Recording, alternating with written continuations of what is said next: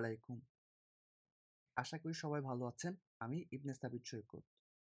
আজকের ভিডিওতে আমরা জানব অ্যাজুর কসমোস ডিবি কি, কেন আমাদের এটি প্রয়োজন এবং এসকিউএল ডাটাবেস ভার্সেস কসমোস ডাটাবেসের মূল পার্থক্যগুলো।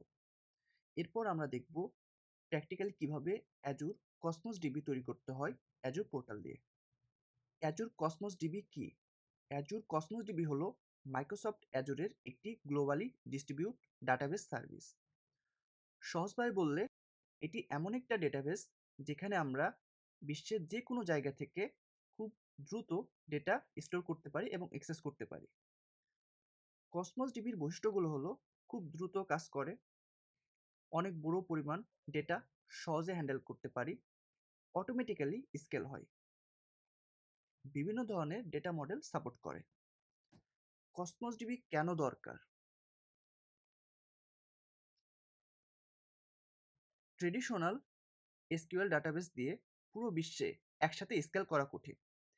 ইউজার বেশি হলে পারফরমেন্স স্লো হয়ে যায়, রিয়েল টাইম অ্যাপ্লিকেশন হ্যান্ডেল করা কষ্টকর। কিন্তু আজকের অ্যাপগুলো যেমন IoT application, gaming app, e commerce website, real time application, এগুলোর জন্য দরকার খুব কম latency, high ability, global access, flexible schema. এসব প্রবলেম সলভ করার জন্য অ্যাজুর কসমোস ডিবি দরকার। SQL database versus Cosmos database. SQL database সাধারণত ভার্টিক্যাল স্কেল হয় এবং কসমোস ডাটাবেস হরিজন্টাল হয়। ভার্টিক্যাল কি? ভার্টিক্যাল হচ্ছে যে আপনার যখন প্রয়োজন হবে সিপিইউ, র্যাম এগুলো বাড়িয়ে নেবে। আর হরিজন্টাল হচ্ছে ইনস্ট্যান্টই বাড়িয়ে নেবে। লেটেন্সি, মডারেটর, এটা হচ্ছে very low. Schema fixed, fixable. Global distribution, not native building. Multi model no, এবং আমরা জানি যে Cosmos DB multi model, right? So এখন আমরা দেখি কিভাবে প্র্যাকটিক্যালি অ্যাজুর কসমোস ডিবি তৈরি করা যায়। সেই জন্য আমরা অ্যাজুর পোর্টালে আসবো, অ্যাজুর কসমোস ডিবি লিখে সার্চ করতে পারি। দেন আমরা ক্রিয়েটে ক্লিক করব। ক্রিয়েটে ক্লিক করার পরে আমরা দুটি অপশন এখানে দেখতে পারবো। একটি হচ্ছে Azure Cosmos DB for no SQL, আরেকটি হচ্ছে অ্যাজুর ডকুমেন্ট ডিবি, অর্থাৎ এটি হচ্ছে Mongo DB. Azure Cosmos DB কখন আপনারা কোনটা সিলেক্ট করবেন? Azure Cosmos DB for no SQL যখন আপনি একটি নতুন অ্যাপস বানাচ্ছেন, কাউকে শেখানোর জন্য, জেসন ডকুমেন্ট নিয়ে কাজ করেন, তখন এটি আপনি নিতে পারেন। এসকিউএল এর মতো কোয়ারি লেখা যায় এবং অ্যাজুরের ফিচার সাপোর্ট করে। আরেকটি হচ্ছে মঙ্গোডিবি। যদি আপনাদের আগে থেকেই মঙ্গোডিবি অ্যাপ থাকে বা মাইগ্রেট করতে চান, তাহলে এটি নিতে পারেন। মঙ্গো ড্রাইভার কোয়ারি এবং টুলস কাজ করে, কোড পরিবর্তন খুবই কম প্রয়োজন হয়। Azure Cosmos DB for no SQL, এটিতে ক্রিয়েট ক্লিক করলাম। Workload type. ওয়ার্কলোড টাইপটা কি? এখানে আমরা ঠিক করি অ্যাপের জন্য কোন ধরনের ডাটাবেস চাই। এটি বাছাই করলে অ্যাজুর ডিফল্ট সেটিংস দিয়ে অ্যাকাউন্ট অপটিমাইজ করে দেয়। লার্নিং আছে, deployment and production. Production company কাজে প্রোডাকশন দিতে পারেন, ডিপ্লয়মেন্ট কোনো কিছু ডিপ্লয় করলে ডিপ্লয়মেন্ট দিতে পারেন। যেহেতু আমরা লার্নিং পারপোজ থেকে করছি, সো আমরা লার্নিং দিলাম। দেন আমরা পাবো সাবস্ক্রিপশন। কোন সাবস্ক্রিপশনের মধ্যে এই অ্যাকাউন্টটি তৈরি হবে। যেহেতু আমার একটি সাবস্ক্রিপশন আছে, সেটি রাখলাম। দেন রিসোর্স গ্রুপ। রিসোর্সগুলো একসাথে গ্রুপ করতে এটা লাগে। নতুন বানাতে পারেন, আগে থেকে তৈরি করতে পারেন। আমার যেহেতু আগে থেকে তৈরি করা আছে, সো ট্রিমন টু অথবা ক্রিয়েটে ক্লিক করতে পারেন। অ্যাকাউন্ট নেম, একটি ইউনিক নাম দিতে হবে। So demo DB. ওকে।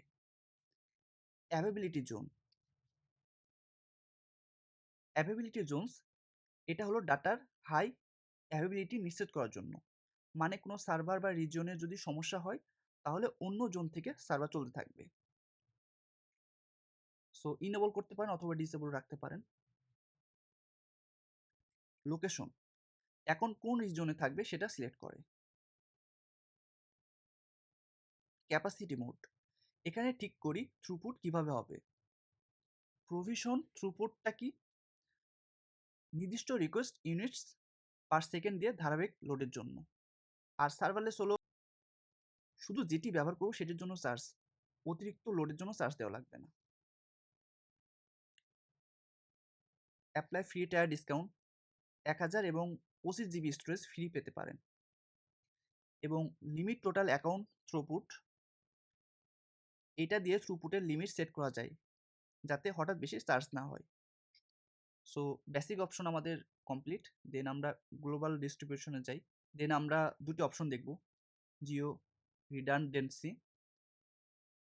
এটি অন করলে ডাটা অটোমেটিকভাবে অন্য রিজিয়নে কপি হয়, যাতে কোনো এক রিজিয়নে সমস্যা হলে ডাটা এখনও অন্য জায়গা থেকে পাওয়া যায়। বেসিক্যালি ডাটা হাই অ্যাবিলিটি হয়ে যায়। মাল্টি রিজিয়ন রাইটস, এটি অন করলে শুধু পড়ার জন্য নয়, একাধিক রিজিয়নে একসাথে লেখা যায়, মানে একসাথে বিশ্বের বিভিন্ন জায়গা থেকে ডাটা আপডেট করতে পারবেন। দেন আমরা নেটওয়ার্কিং অপশনে যেতে পারি। অল নেটওয়ার্ক মানে সব নেটওয়ার্ক থেকে অ্যাক্সেস পাওয়া যাবে। পাবলিক ইন পয়েন্ট, শুধু যেসব পাবলিক আইপি বা সার্ভিস ইন পয়েন্ট সিলেক্ট করা আছে সেগুলো থেকে অ্যাক্সেস পাবে। প্রাইভেট ইন পয়েন্ট, পুরোপুরি প্রাইভেট কানেকশন, মানে শুধু ভিপিসি বা প্রাইভেট নেটওয়ার্ক থেকে ডাটা অ্যাক্সেস করা যাবে। কানেকশন সিকিউরিটি সেটিং, এখানে আমরা টিএলএস অর্থাৎ ট্রান্সপোর্ট লেয়ার সিকিউরিটি প্রোটোকলের মিনিমাম ভার্সন ঠিক করি যাতে কানেকশন সেফ থাকে।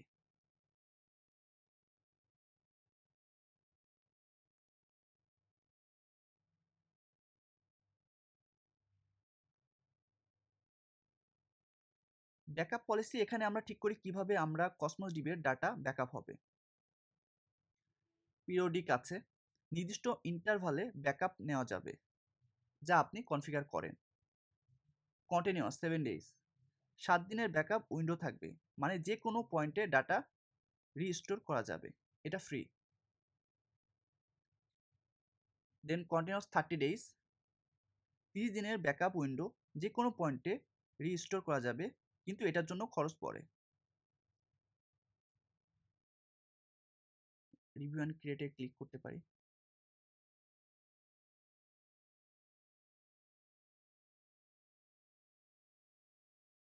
দেন ক্রিয়েট। আমরা দেখতে পাচ্ছি যে তৈরি হয়ে গেছে। আমরা গো টু রিসোর্সে গেলে আসলে দেখতে পারবো স্ট্যাটাস অনলাইন, রিসোর্স গ্রুপ নিয়েছিলাম রিমন টু, সাবস্ক্রিপশন যেটি নিয়েছিলাম, দেন লোকেশন, রাইট লোকেশন, ইউআরএল, সকল ইনফরমেশন আমরা দেখতে পারবো। আজকে আমরা শিখলাম অ্যাজুর কসমোস ডিবি কি, কেন প্রয়োজন, কখন আপনি এসকিউএল ডাটাবেস না নিয়ে কসমোস ডিবি নেবেন, এবং কিভাবে প্র্যাকটিক্যালি কসমোস ডিবি তৈরি করা যায়। সো নেক্সট ভিডিওতে আমরা দেখবো অ্যাজুর ইন্ট্রাইডি নিয়ে, যেটি অ্যাজুরের সবথেকে ইম্পর্টেন্ট টপিক্সের একটি। টিল দেন টেক কেয়ার, ধন্যবাদ।